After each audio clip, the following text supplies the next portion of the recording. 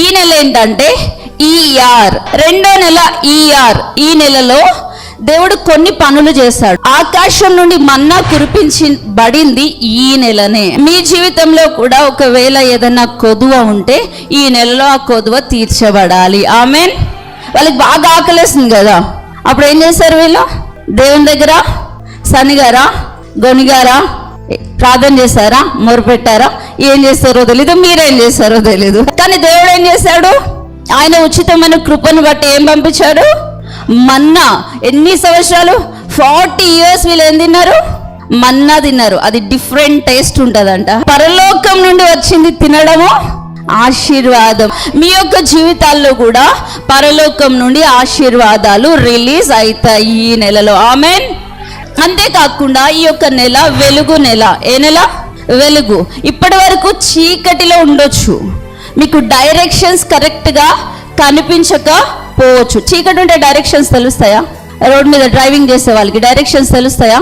తెలియదు. వెలుగుంటే ఈజీగా మనకు మార్గము అర్థమైపోతుంది. అది వివాహ విషయంలో కానివ్వండి, లేకపోతే ఏదైనా బిజినెస్ విషయంలో కానివ్వండి, ఇంకా ఏదైనా విషయంలో మీరు అడుగు వేయాలి అని అనుకుంటే ఈ నెలలో మీకు దేవుడు ఏం చేస్తాడు? వెలుగు కలగజేసి మార్గాన్ని చూపిస్తాడు. మార్గం చూపిస్తాడు. ఆ మార్గంలో మనం ఏం చేయాలి? నడవాలి. ఓకే, ఈఆర్ నెలలో ఏమేమి ఉంటాయో చెప్తున్నాను. మొదటిది ఏమని చెప్పాను?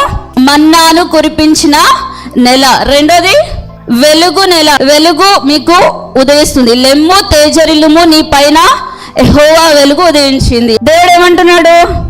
లే అంటున్నాడు. నేను లేవనని కూర్చుంటే ఎవరిది ప్రాబ్లం? పక్కన ఉన్న వాళ్ళకి చెప్పండి ఒకసారి. నువ్వు లేవకపోతే నాకు తెలియదు అని చెప్పండి. నువ్వు లేస్తే నీకు ఆశీర్వాదం, నువ్వు లేవకపోతే నాకు తెలియదు. అంతేకాకుండా ఈ రెండో నెలలో మొదటి నెలలో పస్కా పండుగ ఎవరైతే ఆచరించలేదో ఈ యొక్క రెండో నెలలో కొంతమంది ఈ 14వ తారీఖున పస్కాను ఆచరించారు. అయితే లాస్ట్ మంత్ ఎవరైనా బ్లెస్సింగ్స్ ఆశీర్వాదాలు దేవుడి దగ్గర నుంచి పొందుకోలేదేమో, గొర్రెపిల్ల రక్తం కిందికి రాలేదేమో. గొర్రెపిల్ల రక్తం ఉంటే ఏం వెళ్ళిపోతుంది? మరణ దూత దాటి వెళ్ళిపోతుంది, రోగము రాదు. ఒకవేళ ఎవరైనా ఈ రక్తం కిందికి లాస్ట్ మంత్ రాకపోతే ఇంకొక ఛాన్స్ ఉంది మనకి, ఈ రక్తం కిందికి వచ్చే ఛాన్స్ ఉంది. ఈఆర్ అంటే అర్థం ఏంటంటే దేవుడు నిన్ను స్వస్థపరుస్తాడు. ఈ నెల స్వస్థతనిచ్చే నెల.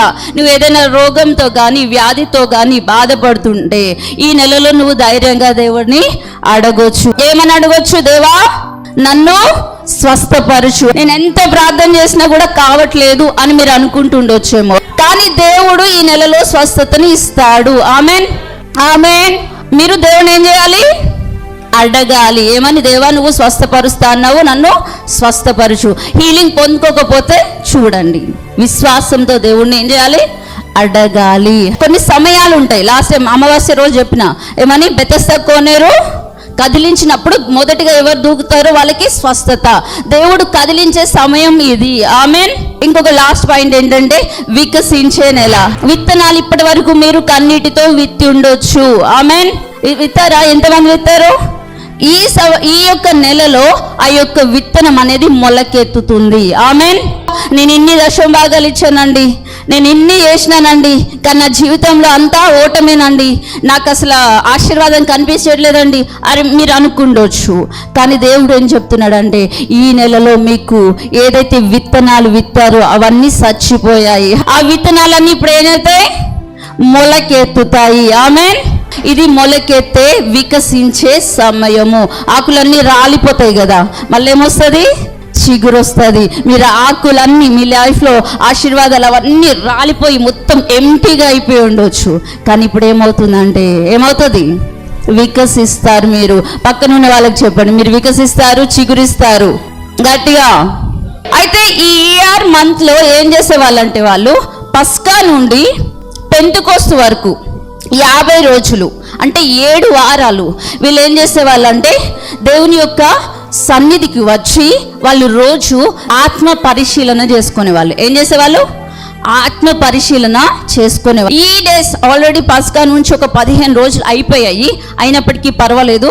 50 రోజుల్లో 15 రోజులు తీసేస్తే ఎంత? 35 రోజులు. 35 75 రోజులు రోజు మిమ్మల్ని మీరు ఆత్మలో పరిశీలన చేసుకోండి. నేను కరెక్ట్గా ఉన్నానా, రాంగ్గా ఉన్నానా? హల్లెలూయా, హల్లెలూయా.